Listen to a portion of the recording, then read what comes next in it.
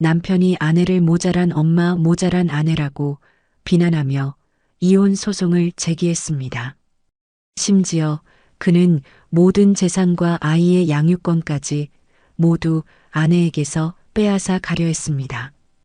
법정에서 아내가 모든 것을 남편에게 뺏기려는 순간 충격적인 일이 벌어집니다. 8살짜리 아들이 판사님께 판사님, 엄마가 모르는 걸 보여드려도 될까요? 라고 물었습니다. 판사님은 고개를 끄덕였죠. 아들은 앞으로 걸어나가 금이 간 태블릿을 들어 올리고 재생 버튼을 눌렀습니다. 영상이 시작되자 그곳의 모든 사람들이 충격으로 얼어붙고 말았습니다. 이야기가 궁금하시다면 구독과 좋아요 눌러주세요. 댓글로 지금 어디서 시청하고 계신지 소통해 주신다면 앞으로 더 좋은 영상 제작에 큰 힘이 됩니다. 새벽 5시 반 정희는 부엌에서 조용히 국을 끓이고 있었습니다. 창밖은 아직 어둑어둑했고 환풍기 돌아가는 소리만 고요한 새벽 공기를 가르고 있었죠. 냄비에서 피어오르는 김을 바라보던 정인의 손이 문득 멈춥니다. 그녀의 시선이 냉장고 옆 벽에 걸린 액자로 향했습니다. 10년 전 결혼식 날 찍은 사진이었습니다.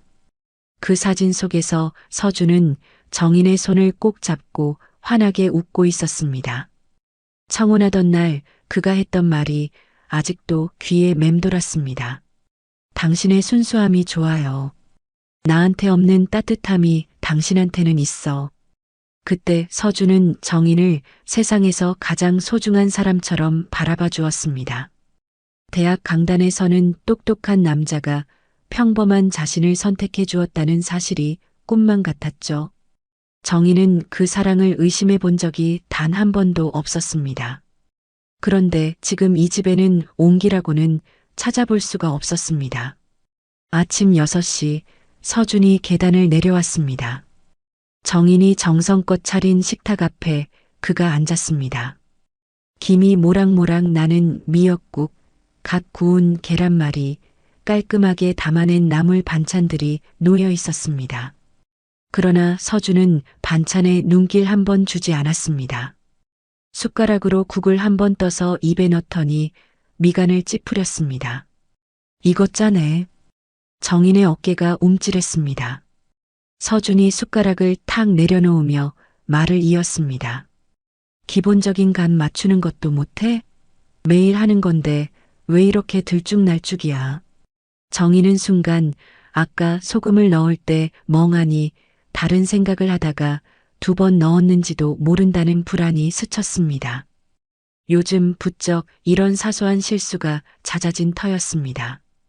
분명히 한 번 넣은 것 같은데 기억이 또렷하지 않았습니다. 죄송해요. 제가 정신이 없었나 봐요. 다시 끓일게요. 됐어. 입맛 떨어졌어. 서준은 냉정하게 말하고는 휴대폰만 들여다보았습니다. 정희는 찬바람 같은 그 시선을 피해 고개를 숙였습니다. 그때 2층에서 작은 발소리가 들려왔습니다. 8살 아들 도연이가 잠이 덜 깬 얼굴로 계단을 내려오고 있었습니다. 도연이는 식탁으로 다가오다가 엄마 정인을 발견하고는 활짝 웃으며 품에 안겼습니다. 엄마. 정인은 아들의 따스한 체온에 잠시나마 위로를 받으며 도연이의 머리카락을 쓰다듬었습니다.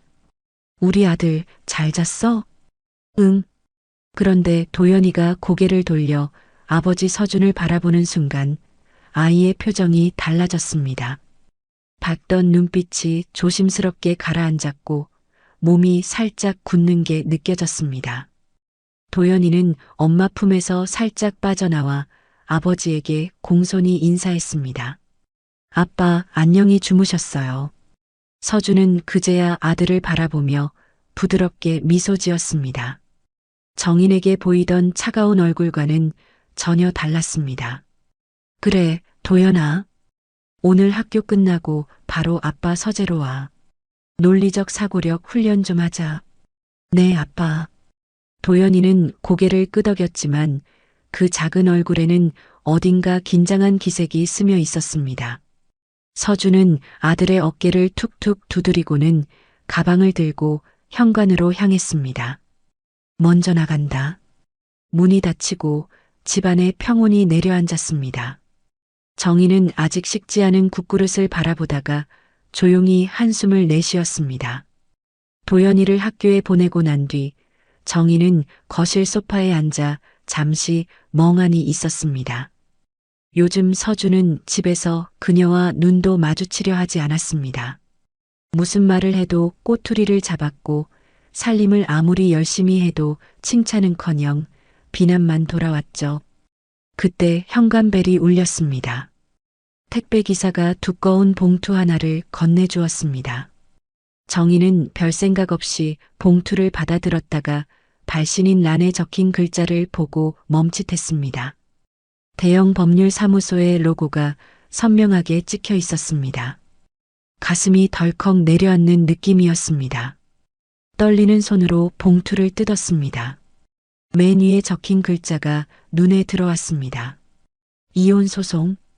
정인의 눈앞이 캄캄해졌습니다.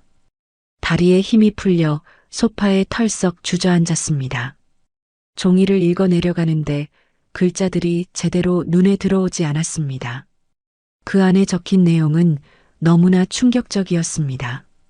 피고 정희는 경미한 인지적 결함과 감정적 기복으로 인해 아동에게 적절한 양육 환경을 제공할 능력이 부족하며 원고 서준은 명문대 교수로서 아동의 학문적 미래를 위해 양육권을 행사해야 한다. 정희는 서류를 움켜쥔 채 부들부들 떨었습니다. 자신의 사소한 실수들이 가끔 멍해지는 순간들이 이렇게 문서로 적혀 자신을 공격하고 있었습니다. 그날 저녁 서준이 예정보다 일찍 집에 들어왔습니다. 마치 소송장이 도착하는 시간을 알고 있었던 것처럼 말이죠. 정희는 거실에서 그를 마주했습니다. 여보, 이게 뭐예요? 이게 대체 무슨 짓이에요? 서준은 코웃음을 쳤습니다. 내가 읽은 그대로야. 난 더 이상 너 같은 사람이랑 못 살겠어. 내가 뭘 잘못했는데요? 내가 뭘 그렇게 잘못했어요? 정인의 목소리가 떨렸습니다. 서준은 차갑게 그녀를 내려다보았습니다. 넌 너무 격떨어져. 간단한 살림도 제대로 못하잖아. 도연이는 안 돼요. 도연이만은 절대로. 정인이 절규하듯 외쳤습니다. 그러자 서준의 입꼬리가 비틀리며 올라갔습니다. 도연이? 그 애가 법정에 서면 내가 얼마나 부족한 엄마였는지 직접 증언하게 될 거야. 그 말은 정인의 가슴에 비수처럼 꽂혔습니다. 숨이 막혀왔습니다. 당신이 어떻게 그런 말을. 더 할 말 없어. 나는 이제부터 손님방 쓸 테니까 나한테 말 걸지 마. 서준은 뒤도 돌아보지 않고 복도 끝 방으로 들어가 문을 닫아 걸었습니다. 정희는 그 자리에 주저앉아 소리 없이 흐느꼈습니다. 저녁을 차릴 기력도 없었습니다. 도연이가 학원을 마치고 돌아왔을 때 정희는 억지로 미소를 지어 보였습니다. 하지만 식탁에 앉은 도연이는 분위기가 이상하다는 걸 눈치챘습니다.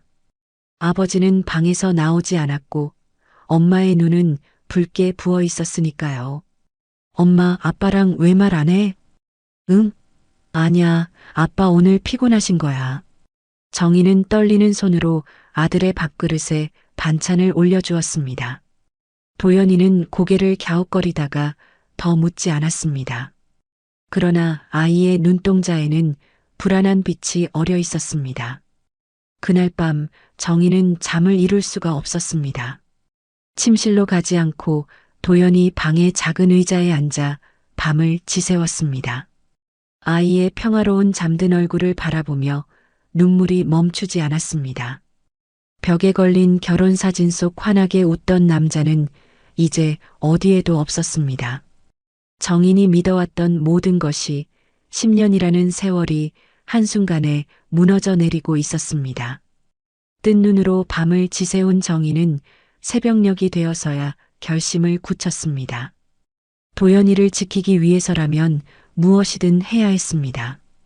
울고만 있을 수는 없었습니다. 싸워야 했습니다.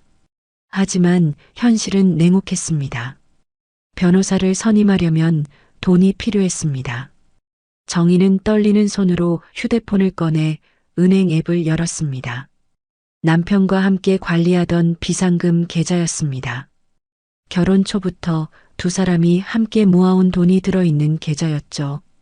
화면에 잔액이 떴습니다. 0원. 정희는 자신의 눈을 의심했습니다. 잔액란에 찍힌 숫자는 분명히 0이었습니다. 단 1원도 남아있지 않았습니다. 어떻게 이럴 수가 있었을까요? 이 계좌에는 정인이 결혼 후 돌아가신 부모님께 물려받은 유산 5억 원이 들어 있었습니다. 부모님이 평생 아끼고 모아 외동딸에게 남겨주신 전 재산이었습니다. 거기에 서준의 월급과 저축까지 더해져 꽤 큰 금액이 쌓여 있었는데 그 모든 것이 흔적도 없이 사라져 있었습니다. 정희는 급하게 거래 내역을 확인했습니다. 화면을 스크롤하는 손가락이 부들부들 떨렸습니다. 내역을 보니 6개월 전부터 서준 명의로 큰 금액들이 계속 빠져나가고 있었습니다. 2천만 원, 3천만 원, 5천만 원.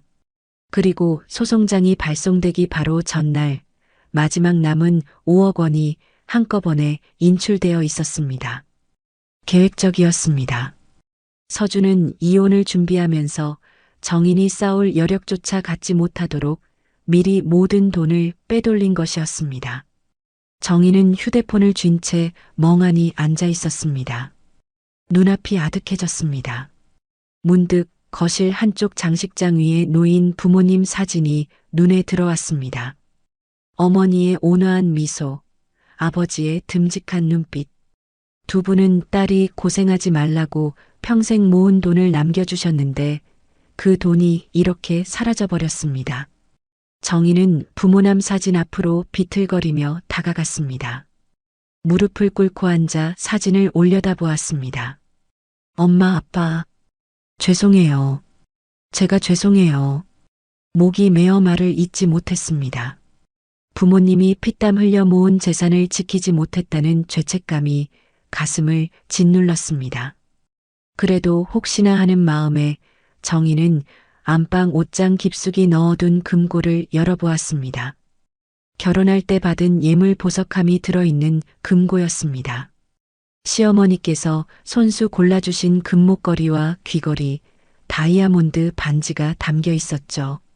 금고 문을 열고 보석함 뚜껑을 열었습니다.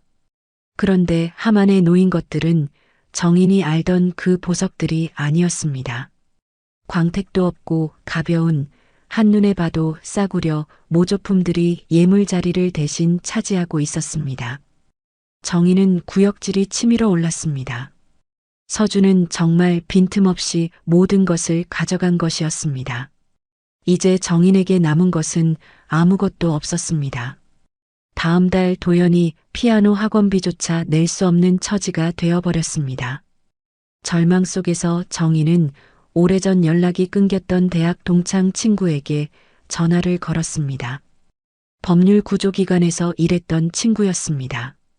전화기 너머로 정인의 울음 섞인 목소리가 흘러나왔습니다. 미안해.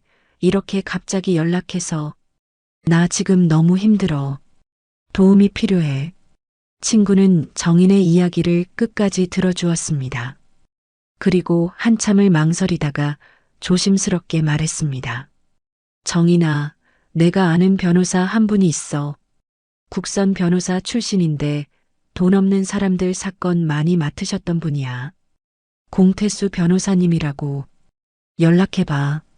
정인은 지푸라기라도 잡는 심정으로 그 번호를 받아 적었습니다. 다음 날 정인은 공태수 변호사의 사무실을 찾아갔습니다. 번화가에서 한참 벗어난 낡은 상가 건물 2층에 작은 사무실이 있었습니다. 문을 열고 들어서니 50대 초반쯤 되어 보이는 남자가 책상 앞에 앉아 있었습니다. 머리에는 흰머리가 듬성듬성 섞여 있었고 눈가에는 주름이 깊게 패여 있었지만 눈빛만은 따뜻했습니다. 앉으세요. 공태수 변호사는 정인에게 자리를 권했습니다. 정인은 떨리는 목소리로 그동안의 일을 하나하나 털어놓기 시작했습니다. 이혼 소송장을 받은 일, 부모님, 유산이 포함된 계좌가 텅 비어 있던 일, 예물마저 모조품으로 바뀌어 있던 일. 말을 하다가 몇 번이나 울음이 터져 나왔습니다. 공 변호사는 끝까지 인내심 있게 들어주었습니다. 그리고 서준 측에서 법원에 제출한 소송 서류를 꺼내 정인 앞에 펼쳐 보였습니다. 이게 상대 측 증거 자료입니다. 한번 보세요. 정인은 서류를 들여다보았습니다. 첫 번째 사진을 보는 순간 숨이 턱 막혔습니다. 싱크대에 설거지가 쌓여 있고 거실 바닥에 물건들이 어지럽게 널려 있는 사진이었습니다. 분명히 자신의 집이었습니다. 이건 제가 고열로 알아누워 있을 때예요. 3일 동안 몸을 못 가눠서 집안일을 못했는데 그때 남편이 일부러 치우지 않고 찍어둔 것 같아요. 공 변호사가 고개를 끄덕이며 다음 서류를 넘겼습니다. 정인 명의로 된 신용카드 청구서였습니다. 명품 가방, 고급 레스토랑, 백화점 쇼핑 내역이 빼곡했습니다. 이 카드 내역은요? 정인은 한숨을 내쉬었습니다. 그건 남편이 쓴 거예요. 자기 카드는 사업상 한도 초과가 잦다면서 제 명의로 추가 카드를 만들어서 본인이 주로 썼어요. 저는 남편을 믿었으니까 아무 의심 없이 그러라고 했죠. 공 변호사의 표정이 무거워졌습니다. 그가 마지막으로 한 장의 보고서를 꺼냈습니다. 이건 상대 측 전문가 증인의 보고서입니다. 김은정이라는 아동심리학과 교수가 작성한 건데요. 정인은 그 보고서를 읽어 내려갔습니다. 읽으면 읽을수록 얼굴이 창백해졌습니다. 보고서에는 정인이 경미한 인지적 결함으로 인해 논리적 사고가 부족하며 이러한 특성이 아동 양육에 부정적 영향을 미친다고 적혀 있었습니다. 정인의 사소한 실수들이 마치 심각한 정신적 문제인 것처럼 부풀려져 있었습니다. 이건 거짓말이에요. 저는 그냥 가끔 깜빡하는 게 있을 뿐이지 이렇게 심각한 문제가 있는 게 아니에요. 공 변호사가 조용히 말했습니다. 저도 그렇게 봅니다. 이 보고서는 분명히 의도적으로 부풀려진 겁니다. 문제는 김은정 교수가 학계에서 상당한 명망이 있는 인물이라 쉽게 반박하기가 어렵다는 거예요. 정인은 서류를 내려놓으며 무언가 떠올랐습니다. 며칠 전 서준의 셔츠에서 맡았던 낯선 향수 냄새. 자신이 쓰지 않는 여자 향수 냄새가 분명히 났었습니다. 그리고 김은정이라는 이름. 서준과 같은 대학 출신의 여자 교수. 정인의 머릿속에서 퍼즐 조각들이 맞춰지기 시작했습니다. 김은정은 단순한 전문가 증인이 아니었습니다. 서준의 불륜 상대이자 이 모든 일의 공모자였던 것입니다. 변호사님, 저 재산은 포기해도 돼요. 부모님 유산도 예물도 다 필요 없어요. 그런데 도연이만은, 제 아들만은 제가 지켜야 해요. 도와주세요. 정인은 두 손을 모으며 간절하게 말했습니다. 공태수 변호사는 잠시 정인을 바라보다가 천천히 입을 열었습니다. 제가 30년 가까이 변호사 생활을 하면서 돈 때문에 정의가 무너지는 걸 많이 봤습니다. 이번 사건은 제가 무료로 맡겠습니다. 수임료는 생각하지 마세요. 정인의 눈에서 눈물이 흘러내렸습니다. 캄캄한 어둠 속에서 처음으로 한 줄기 빛이 비치는 것 같았습니다. 공태수 변호사는 정인이 건넨 서류들을 찬찬히 살펴보았습니다. 계좌 거래 내역, 소송장, 김은정 교수의 보고서까지 하나하나 꼼꼼히 읽어 내려갔습니다. 읽으면 읽을수록 그의 표정이 굳어졌습니다. 이건 단순한 이혼 소송이 아닙니다. 공 변호사가 무거운 목소리로 말했습니다. 정인이 불안한 눈으로 그를 바라보았습니다. 무슨 말씀이세요? 6개월 전부터 계획적으로 재산을 빼돌리고 부인 명의 카드로 사치성 지출 내역을 만들어두고 전문가 증인까지 미리 확보해 놓았어요. 이건 사전에 치밀하게 공모된 경제 범죄입니다. 상대방은 처음부터 부인이 싸울 수 없도록 모든 준비를 끝내놓고 이혼 소송을 건 겁니다. 정희는 가슴이 철렁 내려앉았습니다. 자신이 아무것도 모른 채 평범하게 살림하고 아이를 돌보는 동안 남편은 뒤에서 이토록 정교한 함정을 파고 있었던 것입니다. 공 변호사가 김은정 교수의 프로필을 검색해서 보여주었습니다. 화면에는 단아한 얼굴에 30대 후반 여성 사진이 떠 있었습니다. 서준과 같은 명문대 출신의 아동심리학 분야에서 이름을 날리는 교수였습니다. 학회에서도 영향력이 상당했고 각종 매체에 전문가로 출연한 이력도 화려했습니다. 이 사람의 진술을 공격하기는 어렵겠습니다. 학계에서 명망이 너무 높아요. 공 변호사가 한숨을 내쉬었습니다. 정희는 화면 속 김은정의 얼굴을 물끄러미 바라보았습니다. 서준의 셔츠에서 났던 낯선 향수 냄새가 떠올랐습니다. 저 여자가 남편과 함께 자신을 무너뜨리려 하고 있다는 사실이 믿기지 않았습니다. 공 변호사가 어질러진 집 사진을 다시 꺼내 들었습니다. 이 사진이 찍힌 날짜를 기억하세요? 정희는 사진을 들여다보았습니다. 싱크대에 그릇이 쌓여 있고 거실에 빨래가 널브러져 있는 모습이었습니다. 3개월 전쯤이요. 제가 독감에 걸려서 고열로 3일 동안 꼼짝도 못했어요. 남편한테 집안일 좀 도와달라고 했는데 자기는 논문 마감이라며 손가락 하나 까딱 안 했어요. 그때 몸이 너무 아파서 실수도 많이 하고 깜빡하는 것도 많았는데 남편이 그걸 다 찍어뒀던 거예요. 공 변호사가 고개를 끄덕였습니다. 의도적으로 집안을 방치해두고 증거 사진을 찍어 놓은 겁니다. 계획적이에요. 정희는 서러움이 복받쳐 올랐습니다. 아파서 힘들어하는 아내를 돌보기는커녕 그 모습을 증거로 남겨둔 남편이라니 함께 산 10년이 이렇게 허무하게 무너지는 것이었습니다. 공 변호사가 신용카드 청구서를 펼치며 말했습니다.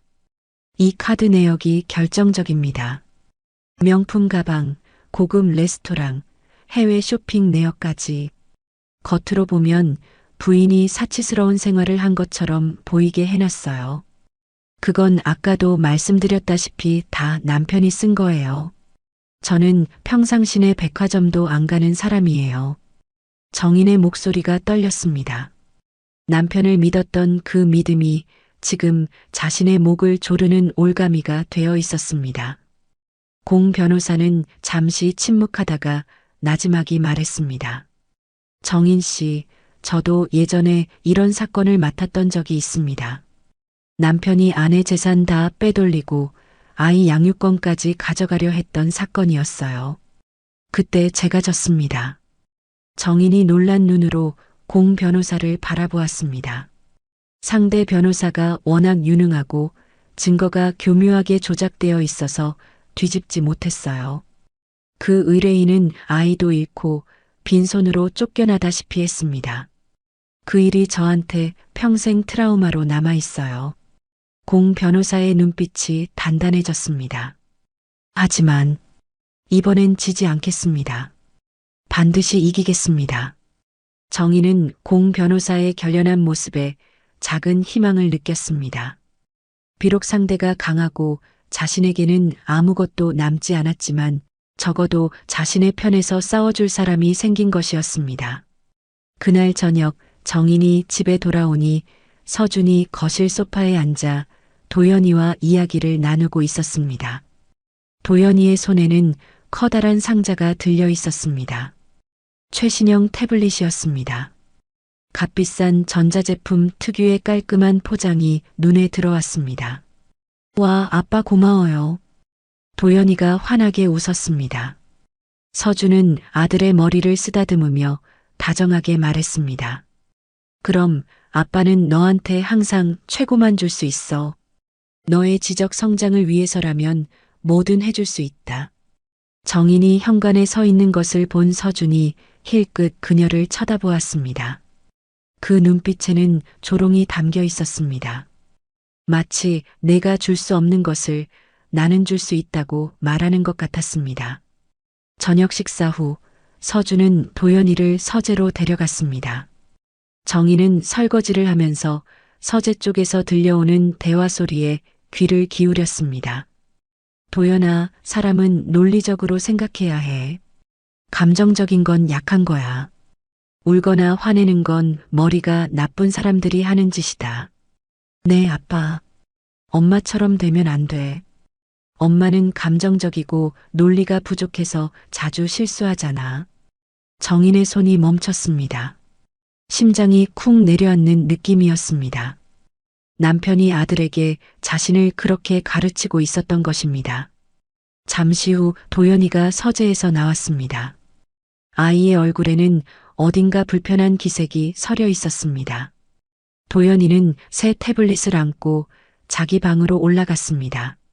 그날 밤 정인이 도연이 방을 살짝 들여다보았습니다. 도연이는 새 태블릿을 책상 위에 올려두고 대신 예전에 쓰던 낡고 금이 간 구형 태블릿을 서랍 깊숙이 넣고 있었습니다. 도연아, 그건 왜 안 버려? 정인이 조심스럽게 물었습니다. 도연이는 고개를 돌려 엄마를 바라보았습니다. 그냥 버리기 싫어요. 이거 엄마가 처음 사준 거잖아요. 도연이의 눈빛이 묘하게 흔들렸습니다. 정희는 아들의 그 표정이 무엇을 의미하는지 알 수 없었습니다. 하지만 왠지 모를 안쓰러움이 밀려왔습니다. 이 어린아이가 지금 부모 사이에서 얼마나 혼란스러워하고 있을지 생각하니 가슴이 저렸습니다. 정희는 도연이 곁에 앉아 아이의 손을 꼭 잡았습니다. 엄마는 항상 내 편이야. 그거 알지? 도연이는 대답 대신 고개를 끄덕이고는 엄마 품에 얼굴을 묻었습니다. 작은 몸이 가늘게 떨리는 것 같았습니다. 그날 이후로 서준은 손님방에서 나오지 않았습니다. 같은 집에 살면서도 정인과는 철저히 거리를 두었습니다. 복도에서 마주쳐도 눈길 한 번 주지 않았고 정인이 말을 걸어도 들은 척도 하지 않았습니다. 마치 정인이 투명인간이라도 된 것처럼 무시했습니다. 숨이 막히는 나날이었습니다. 정인은 자신의 집인데도 숨을 죽이며 살아야 했습니다. 발소리도 조심하고 그릇 부딪히는 소리도 내지 않으려 애썼습니다. 적과 한 지붕 아래 사는 기분이 이런 것이구나 싶었습니다. 어느 날 저녁 도연이가 식탁에서 숙제를 하고 있었습니다. 수학 문제집을 펼쳐놓고 연필을 굴리는 아이 옆에 정인이 앉았습니다. 도연아, 이 문제는 이렇게 푸는 거야. 먼저 덧셈을 하고 나서 뺄셈을 하면 돼. 정인이 차근차근 설명해주고 있었습니다. 그때 서준이 손님방에서 나와 식탁으로 다가왔습니다. 뭐 하는 거야? 서준의 목소리는 차가웠습니다. 정인이 고개를 들어 그를 바라보았습니다. 도연이 숙제 좀 봐주고 있었어요. 당신 방식은 비효율적이야. 아이한테 혼란만 줘. 서준은 정인을 밀어내듯 옆으로 비키게 하고 도연이 앞에 앉았습니다. 도연아, 이건 이렇게 푸는 거야. 공식을 먼저 외우고 대입하면 돼. 감으로 푸는 게 아니라 논리적으로 접근해야지. 도연이는 아빠와 엄마 사이에서 눈치를 살피며 고개를 끄덕였습니다. 정희는 자리에서 일어나 부엌으로 향했습니다. 등 뒤로 서준의 목소리가 들려왔습니다. 엄마한테 배우면 안 돼. 엄마는 논리가 부족하니까. 가슴을 칼로 긋는 것 같았습니다. 정희는 입술을 깨물며 눈물을 삼켰습니다. 다음 날 아침 정희는 도연이 소풍 도시락을 쌌습니다. 김밥을 예쁘게 말아 도시락통에 담고 과일도 깎아 넣었습니다. 그런데 도연이가 학교에 간 뒤 식탁을 치우다가 깜짝 놀랐습니다. 도시락 가방에 넣었어야 할 젓가락이 그대로 식탁에 놓여 있었던 것입니다. 정희는 머리를 감싸쥐었습니다. 또 실수였습니다. 요즘 들어 이런 사소한 실수가 부쩍 잦아졌습니다. 분명히 챙겼다고 생각했는데 빠뜨리고 넣었다고 생각한 것이 안 들어가 있고 자신이 정말 문제가 있는 건 아닌지 불안해졌습니다. 저녁에 서준이 식탁에 앉아 정인이 차린 음식을 보더니 코웃음을 쳤습니다. 이 국 다 식었잖아. 다시 데워와. 방금 불 끄고 바로 담았는데요. 내가 식었다면 식은 거야. 주부의 기본도 안 돼 있어. 서준은 짜증스럽게 젓가락을 내려놓았습니다. 그리고 도연이를 향해 말했습니다. 도연아, 내일은 그냥 아빠랑 밖에서 먹자. 맛있는 거 사줄게. 도연이는 대답 없이 고개만 끄덕였습니다.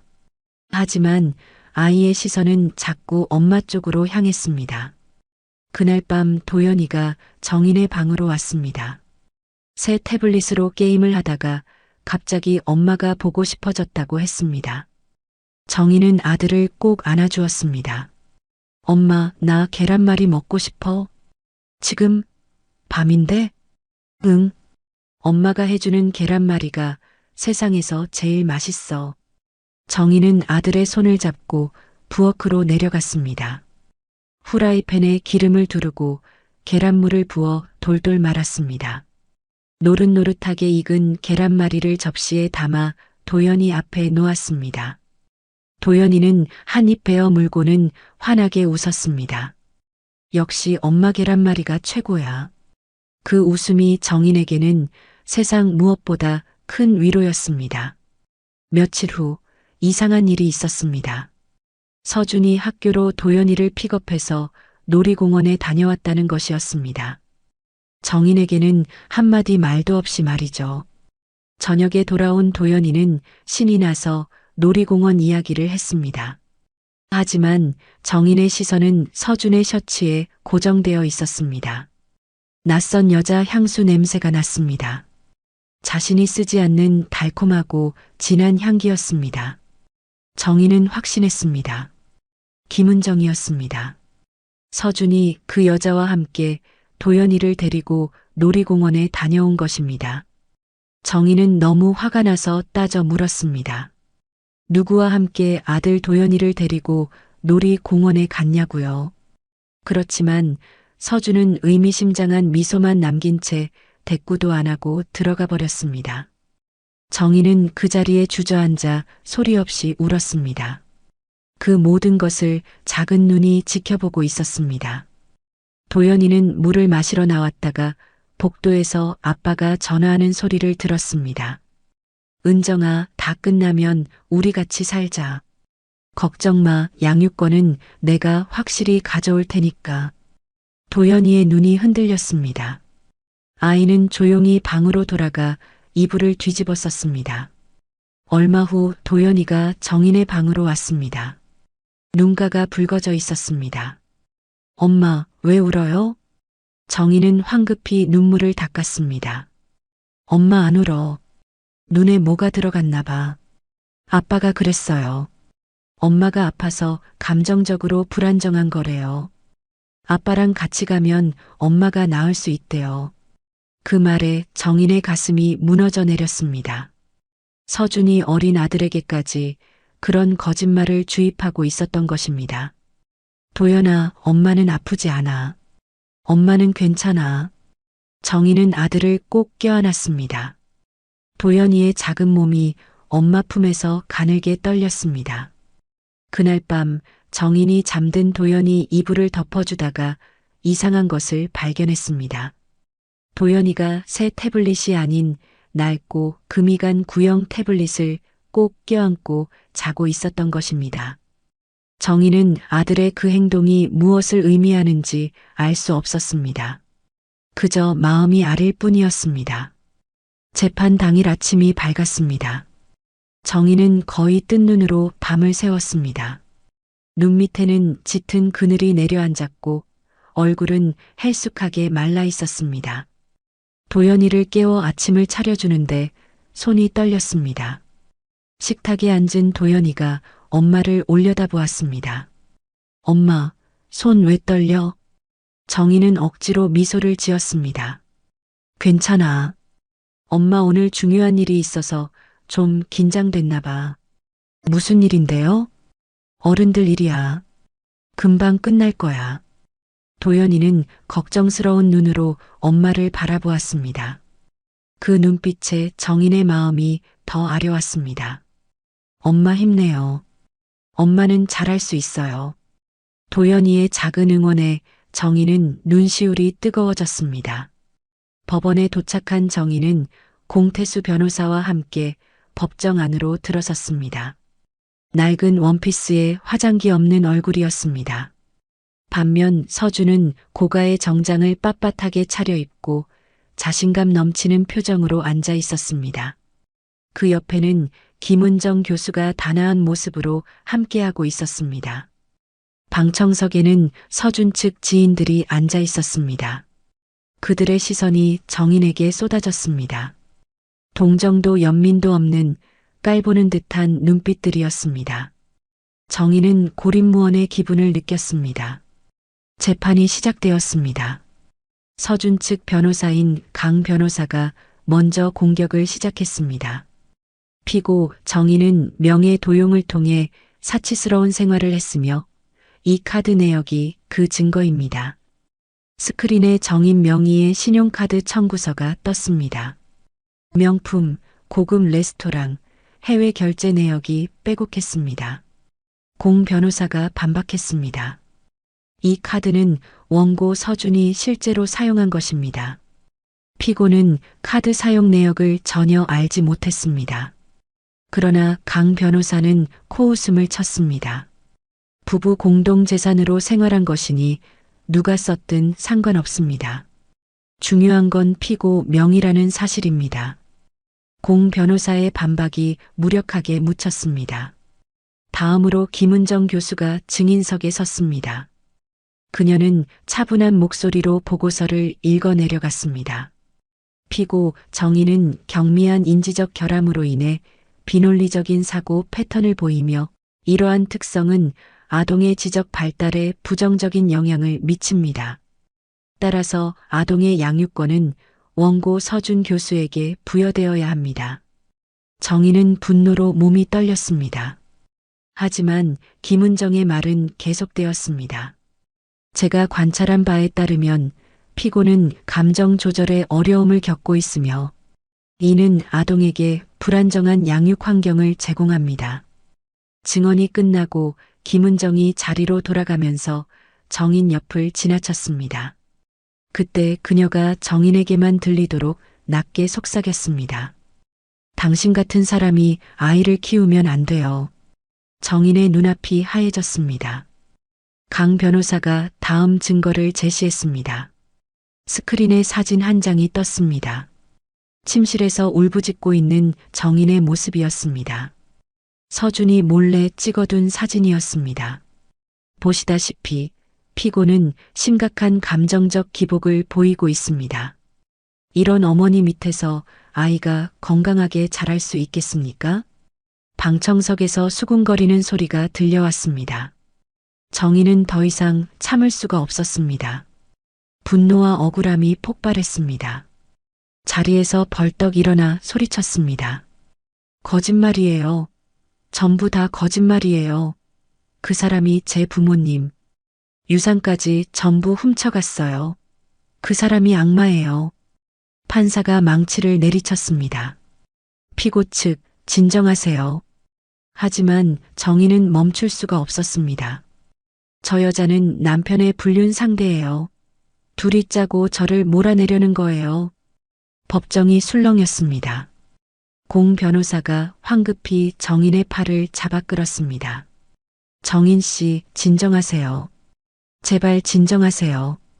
판사는 냉담한 눈으로 정인을 바라보았습니다. 정인은 그제야 자신이 무슨 짓을 했는지 깨달았습니다. 악당들의 함정에 정확히 걸려든 것이었습니다. 불안정하고 감정적인 어머니라는 것을 스스로 입증해버린 꼴이었습니다. 서준과 김은정이 눈을 마주치며 희미하게 미소 지었습니다. 승리를 확신하는 표정이었습니다. 법정 밖으로 나온 정희는 복도 벤치에 주저앉아 흐느꼈습니다. 공 변호사가 옆에 앉아 아무 말 없이 기다려 주었습니다. 변호사님, 저 망했죠? 도연이 뺏기는 거죠? 공 변호사는 대답하지 못했습니다. 그의 주먹이 부들부들 떨리고 있었습니다. 김은정과 서준이 지나가며 승리의 미소를 나누는 것을 보았을 때 공 변호사의 눈에 불꽃이 일었습니다. 하지만 지금 당장은 할 수 있는 것이 아무것도 없었습니다. 내일 선고 공판이 있습니다. 아직 끝난 게 아닙니다. 공 변호사가 말했지만 그 말에는 힘이 없었습니다. 정희는 고개를 숙인 채 눈물만 흘렸습니다. 내일이면 도연이를 영원히 잃을지도 모른다는 공포가 온몸을 짓눌렀습니다. 법정을 나서는 정인의 발걸음은 천근만근이었습니다. 공태수 변호사가 부축하듯 그녀를 이끌었습니다. 로비를 지나는데 저쪽에서 서준과 김은정이 나란히 서서 이야기를 나누고 있었습니다. 두 사람의 얼굴에는 만족스러운 미소가 번져 있었습니다. 정희는 모든 것이 끝났음을 직감했습니다. 공 변호사가 나지막이 말했습니다. 정인 씨, 이 싸움은 아직 끝난 게 아닙니다. 마지막까지 포기하지 마세요. 정희는 힘없이 고개를 끄덕였습니다. 하지만 마음 한구석에서는 이미 희망의 불씨가 꺼져가고 있었습니다. 집에 돌아온 정희는 도연이를 마주할 용기가 나지 않았습니다. 아이에게 무슨 말을 해야 할지 몰랐습니다. 내일이면 엄마 곁을 떠나야 할지도 모른다는 사실을 어떻게 설명할 수 있겠습니까? 저녁을 대충 차려놓고 도연이가 밥 먹는 모습을 바라보았습니다. 숟가락질 하나, 반찬 집어먹는 모습 하나가 눈에 새겨졌습니다. 이 평범한 일상을 더 이상 볼 수 없게 될지도 모른다는 생각에 가슴이 찢어지는 것 같았습니다. 그날 밤 정희는 도연이 방문 앞에서 서성였습니다. 아이는 이미 잠들어 있었습니다. 정희는 조용히 방으로 들어가 도연이 곁에 앉았습니다. 작은 침대에 웅크리고 자는 아들의 머리카락을 쓰다듬었습니다. 우리 도연이, 엄마가 세상에서 제일 사랑해. 내가 엄마한테는 가장 확실한 보물이란다. 눈물이 볼을 타고 흘러내렸습니다. 서준은 자신을 지적으로 열등하다고 비웃었지만 도연이를 낳고 키운 것은 정인에게 가장 자랑스러운 일이었습니다. 그때 정인은 도연이가 무언가를 꼭 안고 있는 것을 발견했습니다. 낡고 금이 간 구형 태블릿이었습니다. 새 태블릿이 아닌 오래된 것을 아이는 여전히 놓지 않고 있었습니다.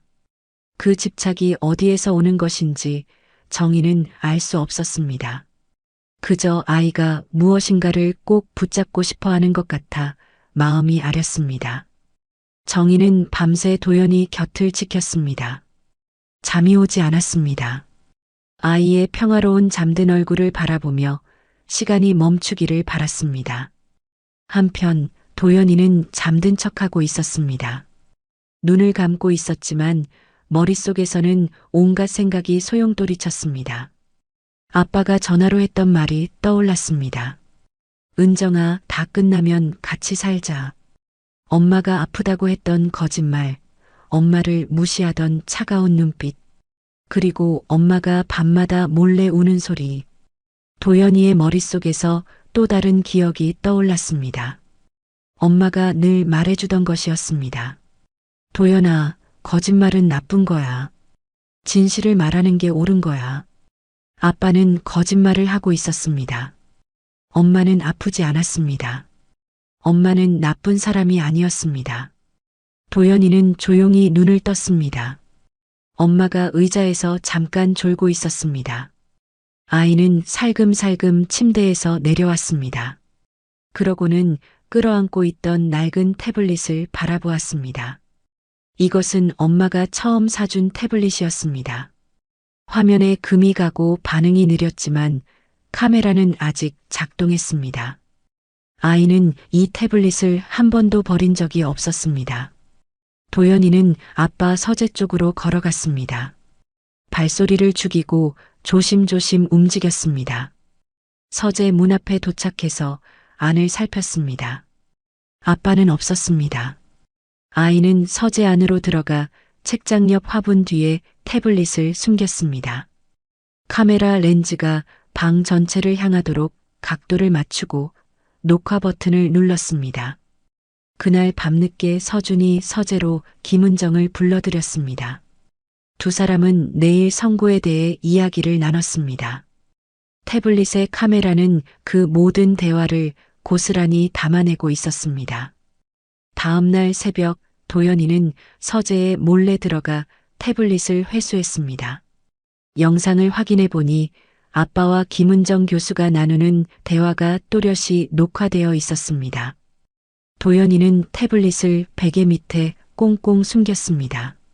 아침에 서준이 도연이에게 물었습니다. 도연아, 새 태블릿 어디 있어?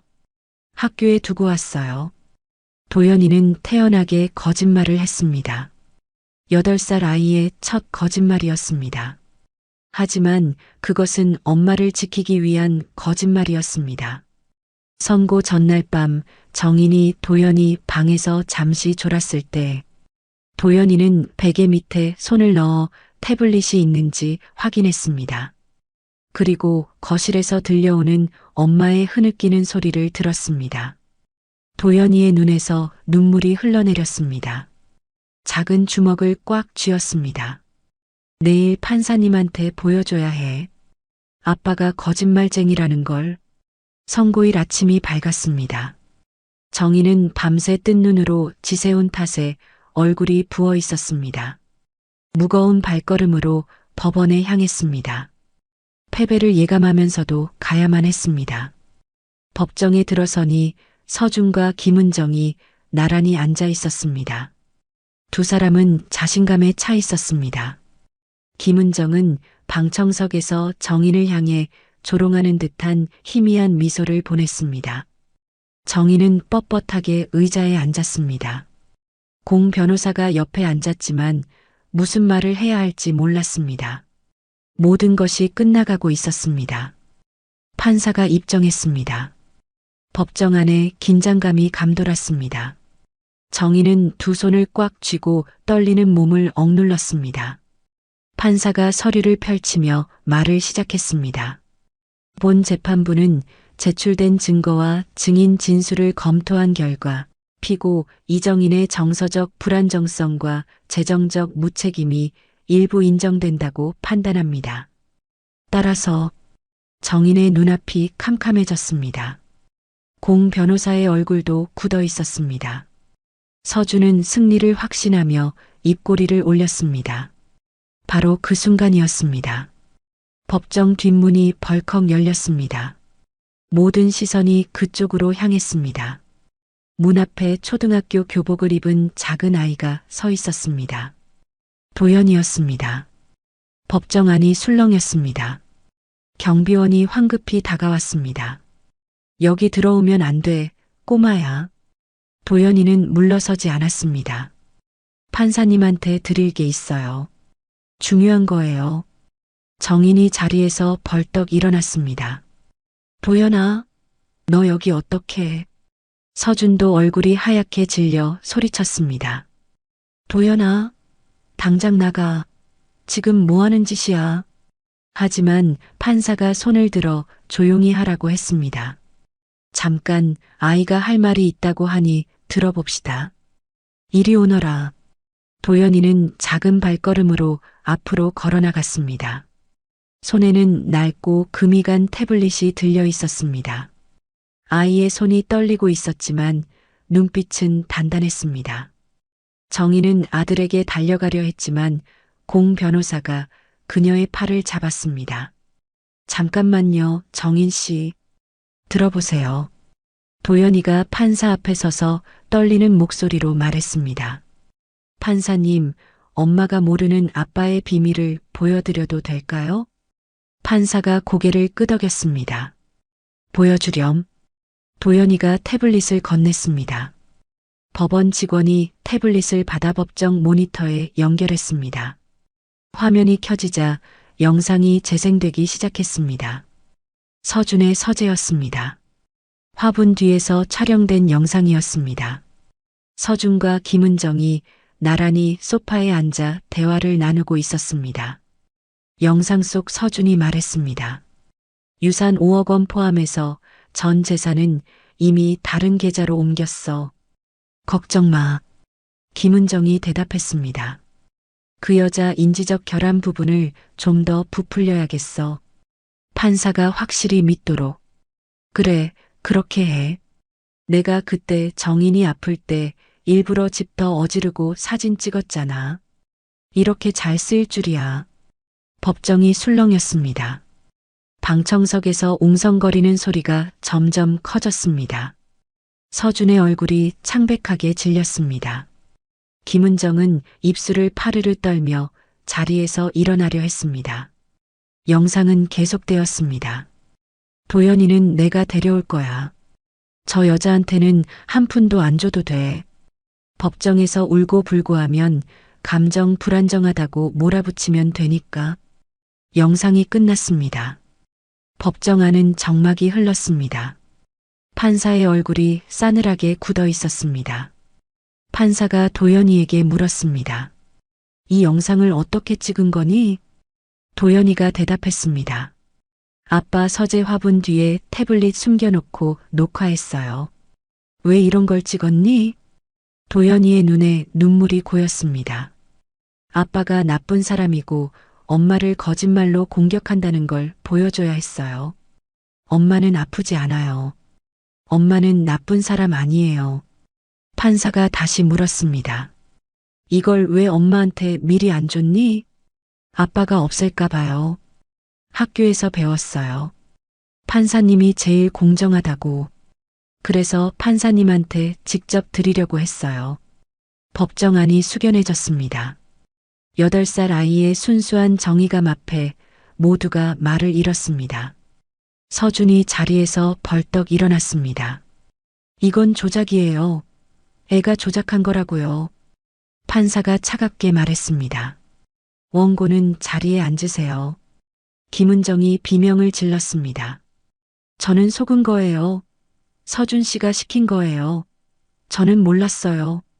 하지만 영상에는 김은정이 적극적으로 증거 조작을 논의하는 장면이 또렷이 담겨 있었습니다.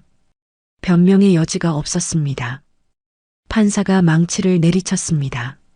원고 서준과 증인 김은정은 사기 공모, 위증, 횡령 혐의로 현장에서 구속 조치합니다. 법정 경위. 경찰들이 법정 안으로 들어왔습니다. 서준과 김은정에게 수갑이 채워졌습니다. 서준은 발버둥 치며 소리쳤습니다. 이럴 수 없어. 나는 명문대 교수라고. 김은정은 울부짖었습니다. 나는 아무 상관없어요. 다 저 사람이 시킨 거예요. 두 사람이 끌려나가는 동안 정인은 멍하니 서 있었습니다. 꿈을 꾸는 것 같았습니다.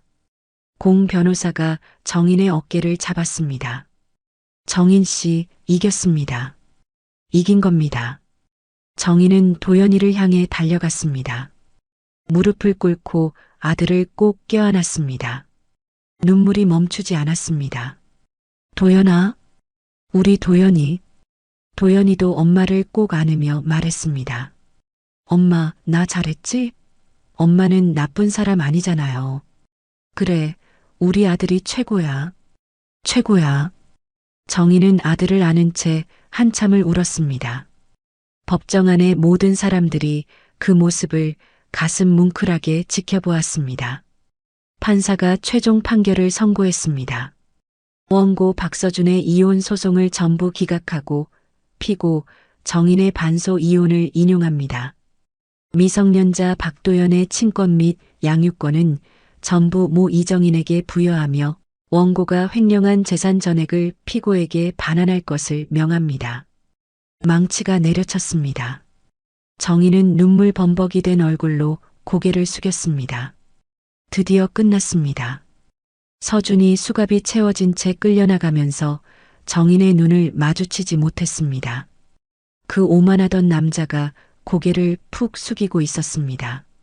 김은정 역시 창백한 얼굴로 끌려나갔습니다. 명성과 경력 그리고 자유까지 한순간에 모든 것을 잃은 얼굴이었습니다. 공태수 변호사가 정인에게 다가왔습니다. 그의 눈가도 촉촉이 젖어 있었습니다. 정인 씨, 제가 30년 변호사 생활하면서 이렇게 감동받은 건 처음입니다. 도연이 정말 대단한 아이예요. 정인은 아들을 끌어안은 채 대답했습니다. 저도 몰랐어요.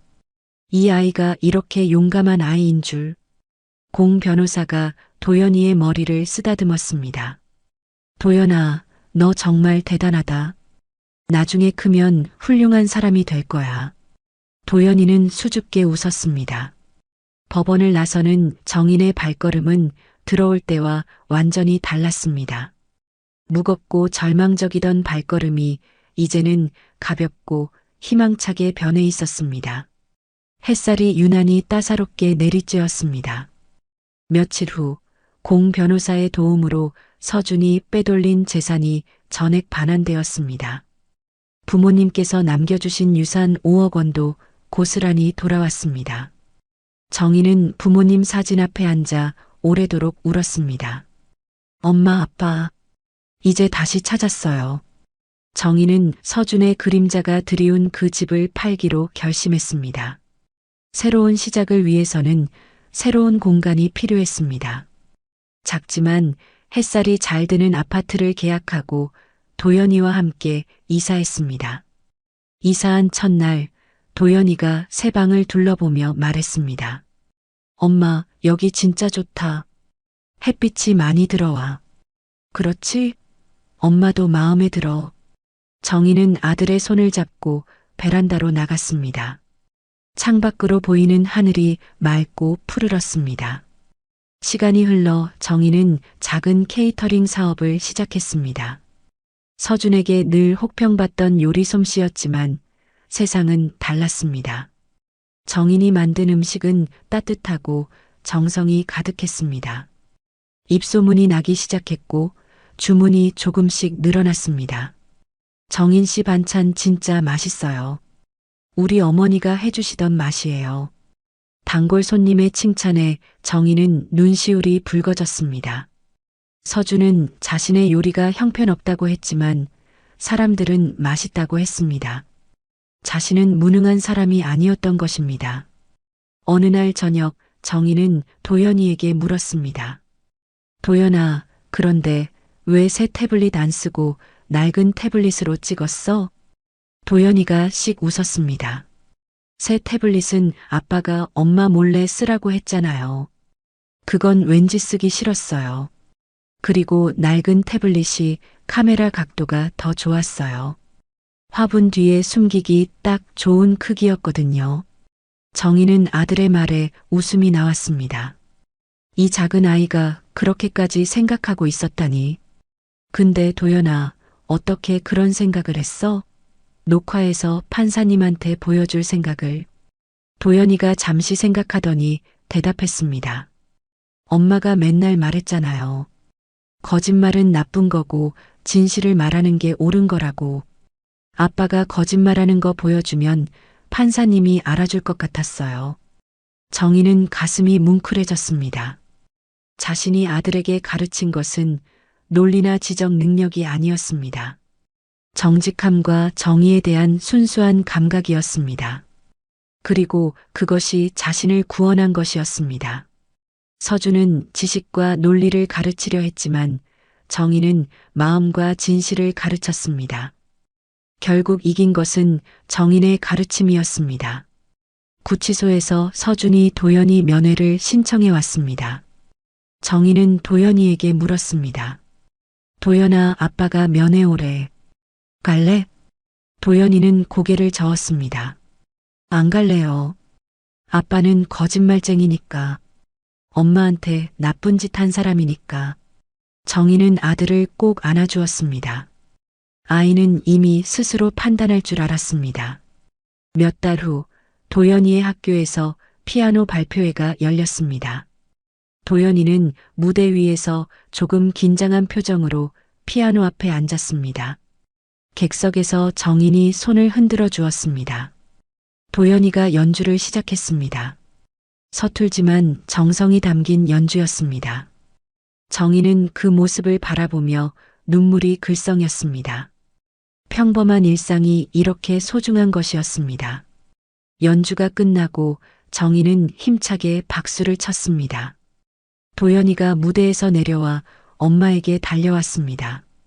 엄마, 나 잘했지? 응, 우리 아들 최고였어. 그날 밤 정희는 거울 앞에 섰습니다. 예전과 달리 눈빛에 힘이 있었습니다. 서준에게 주입당한 열등감과 자기 비하가 조금씩 걷히고 있었습니다. 정희는 거울 속 자신에게 나지막이 말했습니다. 나는 좋은 엄마야. 나는 잘하고 있어. 처음으로 진심으로 그렇게 믿을 수 있었습니다. 햇살이 가득 드는 새 아파트 베란다에서 정인과 도연이가 나란히 서 있었습니다. 함께 화분에 물을 주고 있었습니다. 작은 화분에서 새싹이 돋아나고 있었습니다. 엄마 사랑해요. 도연이가 물었습니다. 정희는 아들의 머리를 쓰다듬으며 대답했습니다. 응, 엄마도 사랑해. 두 사람의 웃음소리가 햇살 속으로 퍼져나갔습니다. 아픔과 상처의 시간은 지나갔습니다. 이제 새로운 삶이 시작되고 있었습니다. 오늘 이야기를 끝까지 들어주셔서 감사합니다. 영상 보시고 느끼신 감정, 댓글로 함께 나눠주세요. 여러분의 한마디가 누군가에겐 큰 위로가 될 수 있습니다. 영상이 마음에 드셨다면 구독과 좋아요로 응원 부탁드립니다.